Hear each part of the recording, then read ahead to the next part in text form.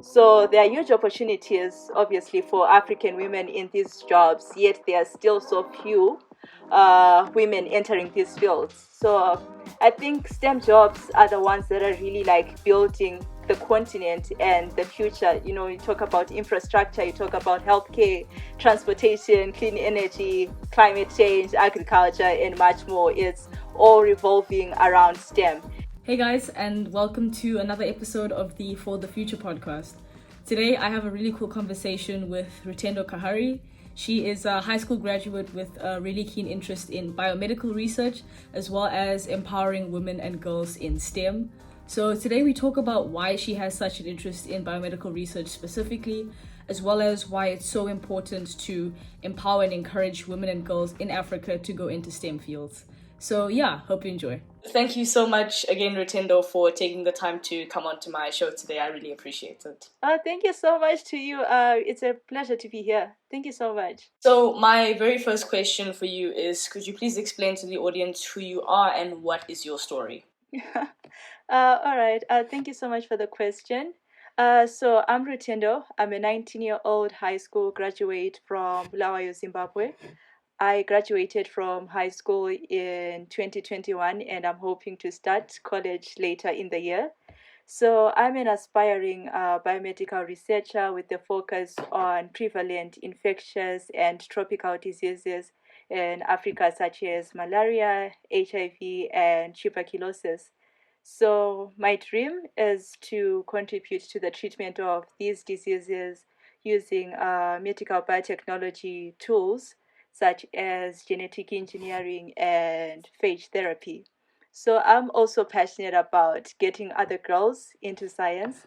So I've had the opportunity to volunteer with several organizations that promote STEM related learning and education, particularly for girls. And one more thing about me, I teach coding to kids in my community every year with Africa Code Week as a trainer. Yeah, so that's me in a nutshell.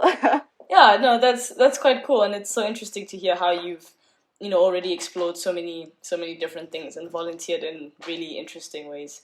Yeah. So what kind of drew you into wanting to go into biomedical research? All right. So I could say two things inspired me to look into biomedical research. So the first thing was my experience with my father. So when I was 8, my father was diagnosed with congestive heart failure and a stroke that affected his hearing and speech. So for the next 10 years, I watched my childhood superhero become bedridden and reliant on 16 tablets a day. So I was obsessed with understanding how all those tablets worked because I felt like I had to do something. You know, I wanted to fix him in a way. So, in the hope of fixing my childhood superhero, I would sort out his doses and making sure that he didn't miss any. And I would also like read the little package inserts that come with medication. And I must say, I was vexed by the big words. But as I entered high school, the medical terms and pharmacology began to make sense. But my father's time was coming to an end. So I probably didn't realize it then, but that was the spark of my interest in biomedicine. So when my father passed away in 2020, that is when I knew my purpose was to heal. And because I couldn't help him, I said, why not dedicate my life to helping others? Right. So I think that's like the major highlight that really like plunged me into medicine or biomedicine. And my second source of inspiration is Future Earth Academy. So Future Earth Academy is a global biotech beta program that involved me and 12 other handpicked youth from around the world. So this program basically introduced me to biotechnology tools that have the potential to revolutionize Africa's healthcare system. And I also had the opportunity to meet some established scientists who are doing amazing work in my areas of interest. So through this program, I was able to participate in collaborative virtual classes where I got to learn interesting techniques in microbiology, 3D molecular modeling, virtual lab simulations, DNA extraction, gene editing, science communication, and and all the cool stuff.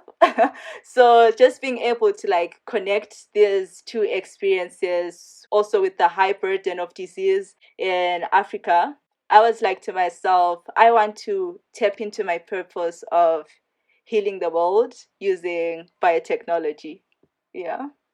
No, wow, that's I think that's really such an inspiring story, and it's so interesting to hear how you kind of took that challenge of seeing your father and channeling it into you know, dedicating your life to helping other people, even if you couldn't help your father as much as you wanted to. But yeah, it's really cool that that those experiences really inspired you to go into that field. So yeah, that's really really interesting. Oh, thank you so much. Thank you so much. So, you know, you've done a lot of volunteering specifically in STEM and uplifting sort of young Africans and African girls and women in STEM. So why do you think that STEM is so important, especially for women, for young African people, especially to explore? Wow. Okay. So what I can say is, over the years, there's been like a long overdue representation of women in STEM across the globe. So this is like beyond Africa.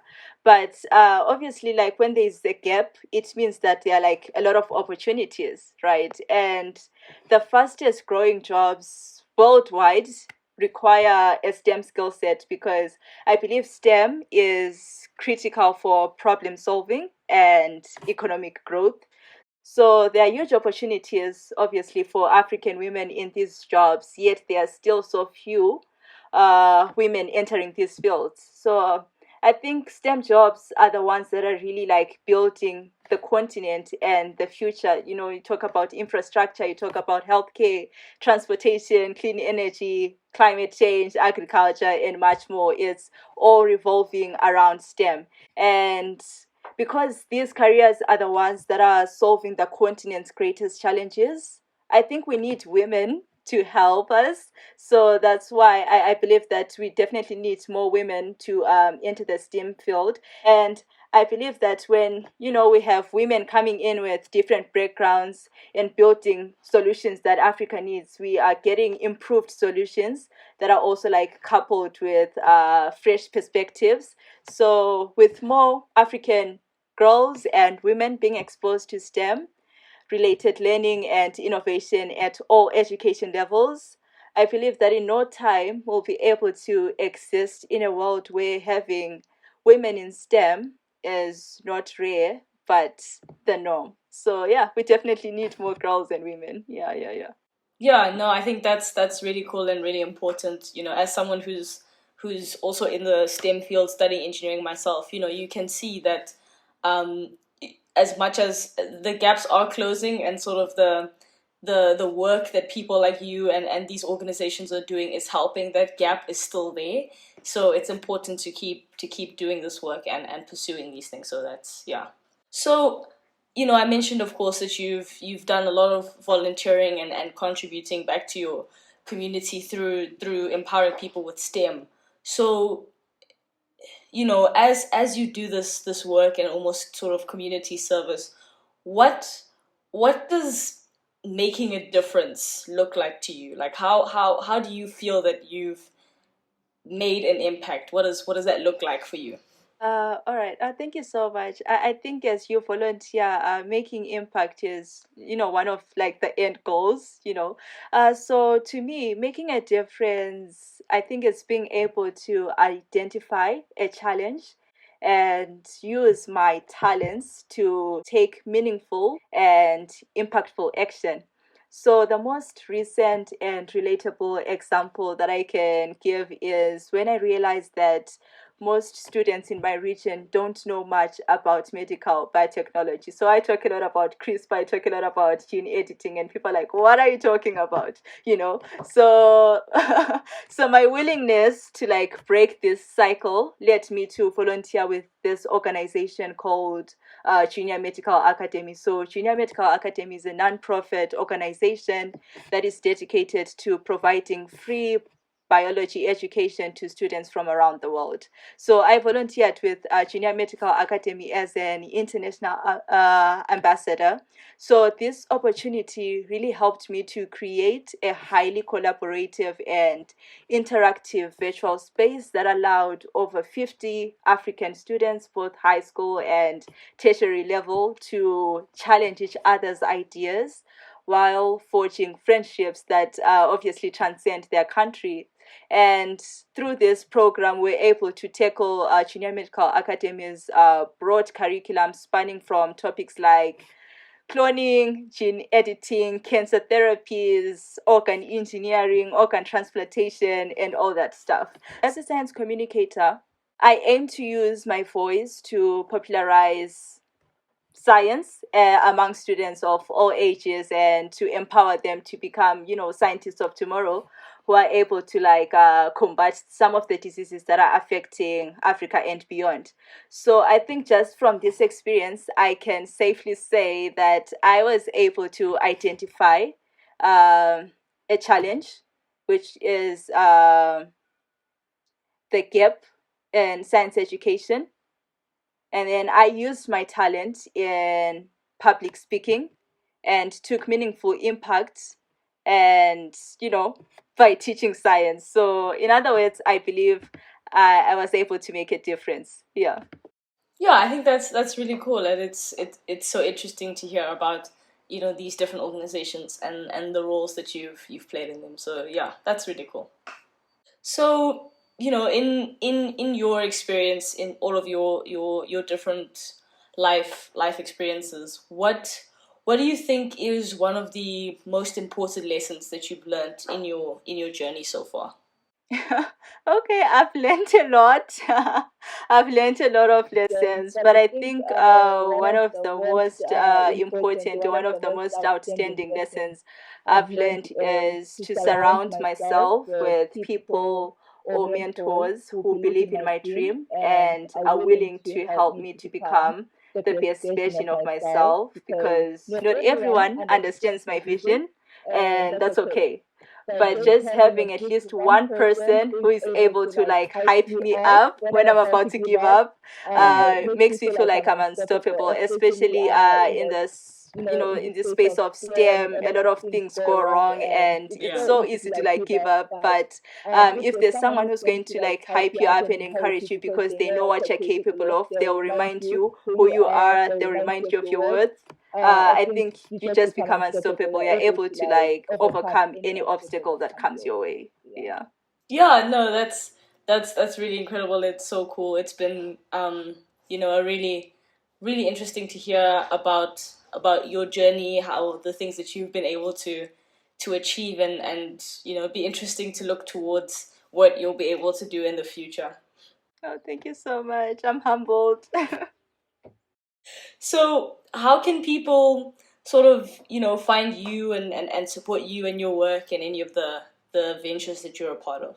Wow. Okay. So the best way for people to find me is through my different social media platforms, but I think particularly on LinkedIn, because I've managed to like build my brand as a scientist and also all the work that I've managed to like accomplish with different organizations. So that would be like the best place to like find me and obviously connect with me. Yes, yes. Yeah, no, that's brilliant. I'll definitely make sure to link that in the show notes for this episode. And yeah, it seems we have reached the end, and I just have one more question for you that I like to ask every guest on my podcast, and that is, if you knew that every young African was listening to this episode right now, what would you want to say to them? Whoa, that's a lot of pressure.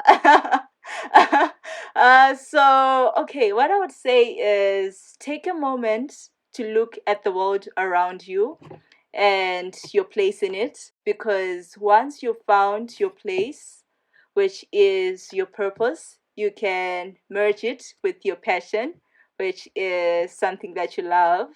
So at the end of the day, you are able to make a difference in the world while doing something that you love. Yeah, no, I think that's brilliant and such a great and meaningful word of advice to end off. Rutindo, thank you so much again for taking the time to come and have this conversation with me. I've really appreciated it. I've really enjoyed it, and I'm sure our listeners will enjoy it as well. Oh, thank you so much for this opportunity. It was a pleasure to share more about myself. Thank you so much. Thank you so much. Thank you so much for listening to this episode. I really hope that you enjoyed it and that it brought you a ton of value. For those of you that have been following this podcast, you'll know that it's something I've been working on for a while. And so it would mean a lot to me if you could please like and subscribe to this channel if you're watching it on YouTube, or if you're on Spotify or Apple Podcasts or any platform like that, to follow me, follow my podcast, and leave a review. But most importantly, could you please share if you found value from this episode or from this podcast in general, and you know other people that could find value from it as well, please share it with them. For up and coming podcasts like this one, the biggest way for it to grow is through sharing, through word of mouth. So every share would really mean a lot to me, and I would really appreciate that. So yeah, but otherwise, thank you so much for listening, and I'll see you next time.